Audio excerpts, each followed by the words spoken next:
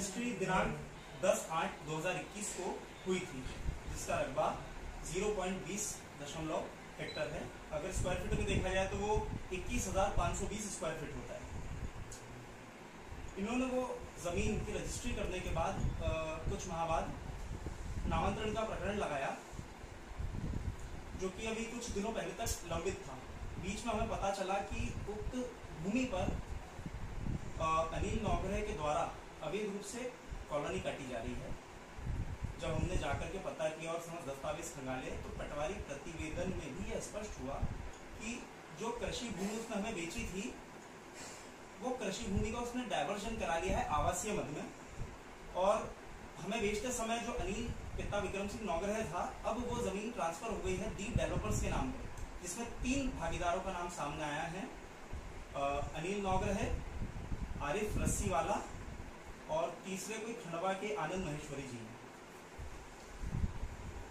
इन्होंने विगत 8-9 महीने पहले उनसे संपर्क करा, सतत संपर्क कर रहे हैं कि हमारी ज़मीन है, आप हमें दे दीजिए। उनके द्वारा निरंतर वहाँ कंस्ट्रक्शन किया जा रहा है और उनके लोगों के द्वारा धमकियाँ भी दी जा रही हैं। अभी कुछ दिनों से देखा गया कि उक्त भूमि पर दीप डेवलपर्स द्वारा एक कॉलोनी डेवलप करके उसका बहुत प्रचार प्रसार किया जा रहा है हर जगह शहर में। आप लोगों ने भी देखा होगा, क्या कुछ शायद काशी नगर नाम है उसका।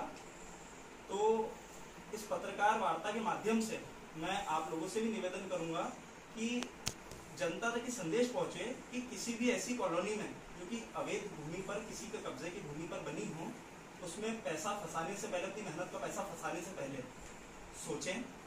दूसरी चीज, एक साधारण नामांतरण का प्रकरण जो रजिस्ट्री के आधार पर लगाया जाता है, वो 15 दिन से 1 महीने के भीतर उसका निराकरण हो जाता है। यह विशेष प्रकरण था जिसे करीब 1.5 साल से अधिक लिया गया, तो इसमें प्रशासन की भूमिका भी संदिग्ध पाई गई है। अगर कोई व्यक्ति 3 फीट अपनी घर के बाहर एक होटला बना लेता है तो प्रशासन का बुलडोजर वहां चल जाता है। यहाँ पे तो पूरी जमीन पर उस कॉलोनाइजर ने उसकी कॉलोनी का मेन गेट बना दिया है, मेन रोड, एंट्री रोड बना दिया है, आगे के फ्रंट के प्लॉट बना दिए हैं। अभी तक प्रशासन कोई कार्रवाई नहीं ले रहा। हम इस मामले को लेकर के पुलिस के पास भी गए थे। हमने थाना प्रभारी महोदय लालबाग को 4/7/2023 को एवं एसपी महोदय को भी उसी दिनांक को शिकायत की थी, जिसकी प्राप्ति है। आप सब पत्रकारों को उसकी एक कॉपी प्रदान कर दी जाएगी, दी थी। आज दिनांक तक भी उस मामले में 420, 467, 468 का कोई मुकदमा कायम नहीं हुआ है। कई कॉलोनाइजरों पर, कई निर्दोषों पर भी जो बाद में पता चला है निर्दोष हैं, पुलिस के द्वारा तुरंत कार्रवाई की जाती है। उक्त मामले में 3.5 माह बीत जाने के बाद भी कार्रवाई नहीं होना कहीं ना कहीं सामने जो आरोपी हैं उनके दबाव, प्रभाव, रुतबे को दर्शाता है।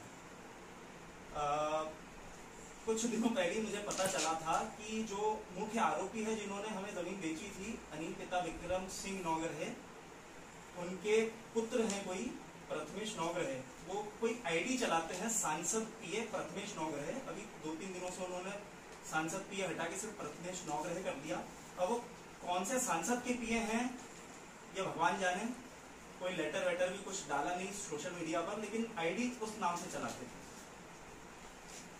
तो आप लोगों से ये निवेदन है कि आप लोग इस खबर के माध्यम से कम शहर की जनता को सजग करें, और हम लोग भी उनकी टीएनसीपी, रेरा जो भी परमिशंस हैं उसको कैंसिल कराने के लिए आगे मूव कर रहे हैं। कोर्ट में भी स्टे के लिए एप्लीकेशन पुट कर रहे हैं नेक्स्ट वीक। आपकी कुछ क्वेश्चंस हो तो। क्या कॉलोनी करते? जी देखिए, ये मनीष आसवानी जी हैं, इन्होंने 2 भागीदार पलक और गीता के साथ कॉलोनी में एक जमीन खरीदी थी। बेचने वाले ने उस भूमि को ट्रांसफर कर दिया है। बेचने वाले का नाम है अनिल पिता विक्रम सिंह, आरिफ रस्सीवाला और आनंद महेश्वरी, खंडवा निवासी है ये, इन तीनों ने।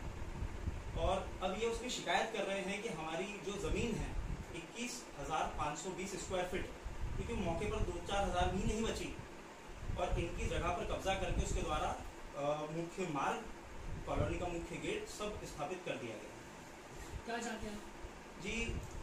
आरोपियों पर एफआईआर करवाना चाहता हूं एवं प्रशासन से डिमांड है कि वो जांच करके उक्त अवैध निर्माण पर रोक लगाए और कॉलोनी को ब्लैकलिस्ट कर कॉलोनाइजर पर एफआईआर दर्ज। न्यायालय के दरवाजा खटखटाएंगे। न्यायालय में स्टे के लिए हम मूव कर रहे हैं।